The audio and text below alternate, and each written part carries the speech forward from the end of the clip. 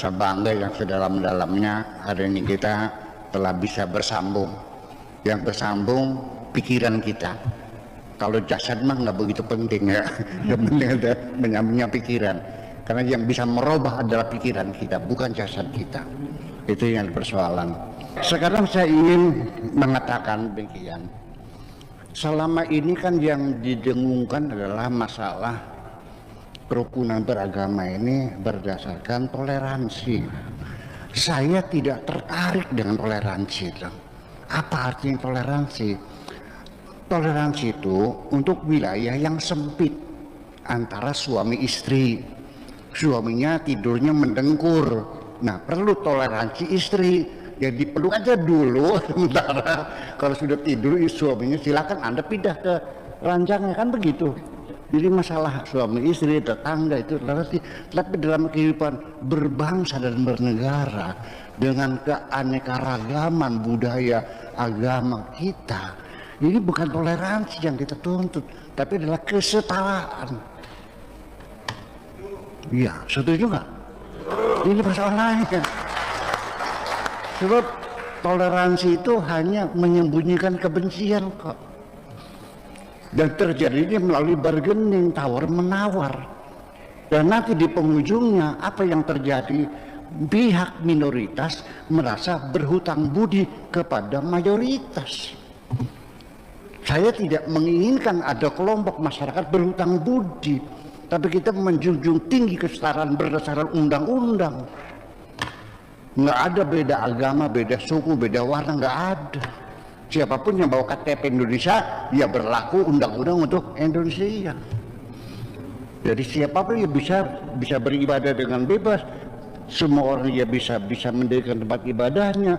Semua orang bisa kegiatan, bisa berkumpul, sama. Jadi akan lebih indah yang kita usung bukan toleransi, tapi kesetaraan. Jadi tidak ada mayoritas merasa berhutang budi kepada mayoritas. Dan tidak bisa dihindari bahwa mayoritas itu cenderung perilakunya itu sakar PDW, arogansi mayoritas itu selalu terjadi di mana-mana. Di jalan raya saja yang ugal-ugalan sedan apa bus. Kenapa bus? Karena merasa besar. Semua orang merasa besar, itu arogansinya tinggi. Berkan kesetaraan. Jadi termasuk juga undang-undang tentang penistaan agama bagi saya menjadi masalah. Jadi ini penistaan agama ini jangan-jangan ini alat bagi mayoritas untuk menekan minoritas sebetulnya. Bisa terjadi nggak Pak Armando? Undang-undang iya alat yang dipakai oleh mayoritas untuk menekan kelompok minoritas. Dan tidak seimbang akhirnya. Kalau iya kan seperti itu. Kemudian juga ini gara-gara umat Islam meyakini Islam sudah sempurna, itulah yang menyebabkan umat Islam sekarang sudah tidak lagi berpikir karena sudah sempurna, selesai. Pak Tato, ketika Anda sudah merasa kaya, masih rajin usaha enggak? Kalau Anda sudah merasa pintar, masih belajar enggak? Nah, umat Islam karena melihat agamanya sudah sempurna berdasarkan firman Tuhan, al-yawma akmaltu lakum dinakum wa atmamtu alaikum ni'mati wa raditu lakumul Islam madina, yang semacam itu berakibat umat Islam merasa sudah tidak diperlukan revisi, tidak perlu penyempurnaan, tidak perlu pembekuan ayat-ayat karena sudah sempurna. Malah tidak boleh, harus diimplementasikan secara letterlek apa adanya. Ancamannya kalau orang membuat undang-undang bertentangan dengan hukum Tuhan, maka dia disebut orang kafir. Wa man lam yahkum bima anzalallah fa ulaika humul, saksinya apal semua kan? Ada lagi wa man lam yahkum bima anzalallah fa ulaika zalimun, betul? Ada lagi wa man lam yahkum bima anzalallah fa ulaika humul fasiqun, fasik, zalim, kafir. Sehingga apa yang terjadi, saudara-saudara sekalian, ketika kerajaan Saudi mengeluarkan undang-undang anti perbudakan, itu pun bukan kesadarannya Saudi memberi perbudakan, bukan, tapi karena dipaksa oleh Amerika.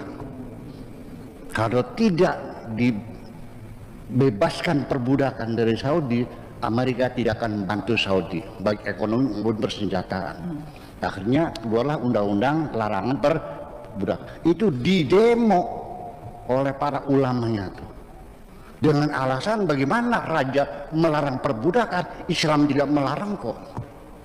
Oh, jadi begitu. Jadi menurut Tuhanmu manusia itu boleh dijual, manusia boleh dibeli, boleh beli perempuan, ya boleh beli perempuan. Wa in khiftum alla ta'dilu fa wahidatan aw ma malakat aymanukum.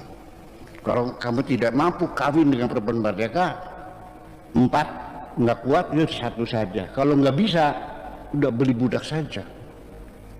Apa benar Tuhanmu memperbolehkan kamu beli budak perempuan, lalu kamu pakai, lalu kamu jual lagi, tukar tambah dengan yang lain? Apakah Tuhan seperti itu?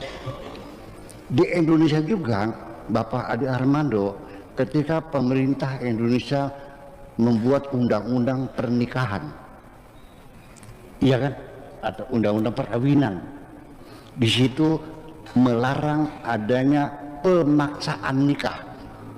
Dalam kitab fikihnya, undang-undang Islamnya, anak perempuan yang masih perawan, ya, walinya adalah bapak kandung, itu punya hak paksa, namanya wali mujbir. Suka tidak suka dikawinkan oleh bapaknya, sah. Oleh negara dilarang, didemo kok oleh para kiainya. Bagaimana Pak Harto bisa melarang sesuatu yang tidak dilarang Tuhan? Oh, jadi perempuan itu manusia bukan sih? Kayak kambing aja dipaksa kawin. Ya, seperti itu. Kenapa manusia mereka terjebak semacam itu? Karena mereka meyakini Islam sudah sempurna. Padahal kalimat sempurna yang mereka yakini itu dari salah tafsir juga. Al-yawma akmaltu itu artinya hari ini kusempurnakan. Terjemahnya bukan kusempurnakan, hari ini kucukupkan. Sudah cukup, iya kan?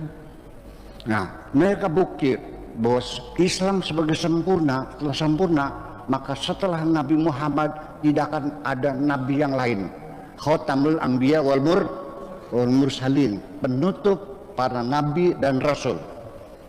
Karena Islam sudah sempurna, maka inilah nabi terakhir. Setelah itu tidak ada nabi lagi. La nabi ya ba'dah. Oke, saya jelaskan.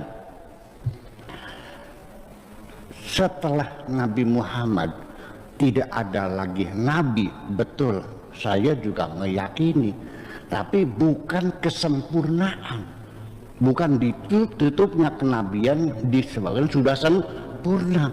Tutupnya kenabian itu adalah usia manusia sudah saatnya disapih. Kalau anak kecil disapih berapa tahun? 2 tahun. Manusia juga ketika sudah saat zaman Nabi Muhammad itu Allah melihat manusia sudah saatnya disapi, tidak perlu menyusu wahyu terus menerus dari langit. Pakai otak dong sekarang waktunya, jangan menunggu wahyu terus, udah selesai itu mah. Itu maksudnya Khatamul Anbiya wal Mursalin itu bukan sudah sempurna, tapi kedepannya silakan menggunakan akal pikiranmu. Jangan bergantung disusuin dari langit terus. Sampai kapan nantinya? Betul enggak? Nah, itulah makanya kita kembali lagi bahwa Nabi terakhir bukan sebagai bukti kesempurnaan Islam, tetapi sebagai cara Allah menyapih manusia bahwa setelah ini jangan berharap akan kami susui lagi dengan wahyu dari langit. Silakan di depan berpikir dengan otakmu. Terima kasih. Assalamualaikum warahmatullahi wabarakatuh.